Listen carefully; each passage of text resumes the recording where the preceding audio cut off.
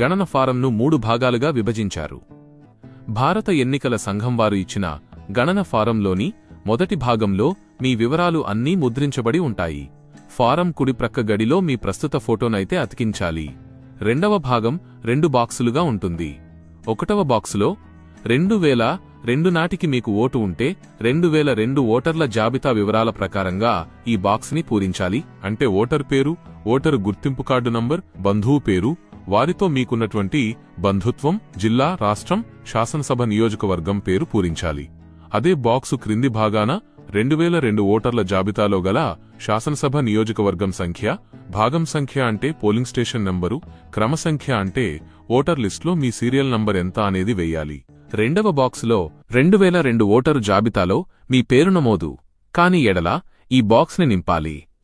మీ తండ్రి, తల్లి, తాతయ్య, నాయనమ్మలలో ఎవరో ఒక్కరి వివరాలు 2002 ఓటర్ల జాబితా వివరాల ప్రకారంగా ఈ బాక్స్ని పూరించాలి. తెలంగాణలోనే కాకుండా భారతదేశంలో ఎక్కడ ఉన్నా వారి గత 2002 నాటి ఎస్ఐఆర్లో ఇవ్వబడిన ఓటర్ల జాబితా వివరాలు చేర్చాలి.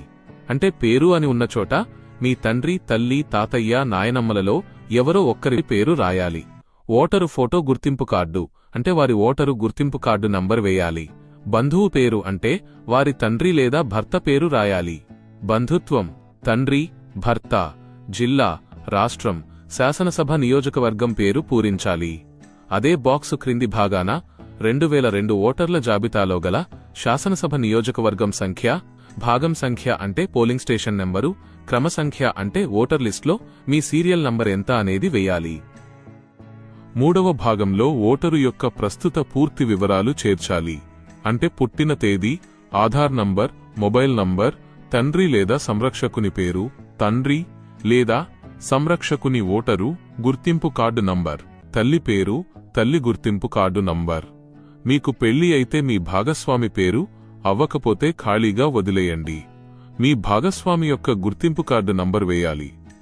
మీకు 2002 నాటి ఓటర్ వివరాలు తెలియకపోతే వాటి డీటెయిల్స్ కోసం ఈ క్రింది వెబ్సైట్లు voters.eci.gov.in యొక్క లింక్ లేదా ఈసీఐ నెట్ మొబైల్ యాప్లో కూడా చూడవచ్చు.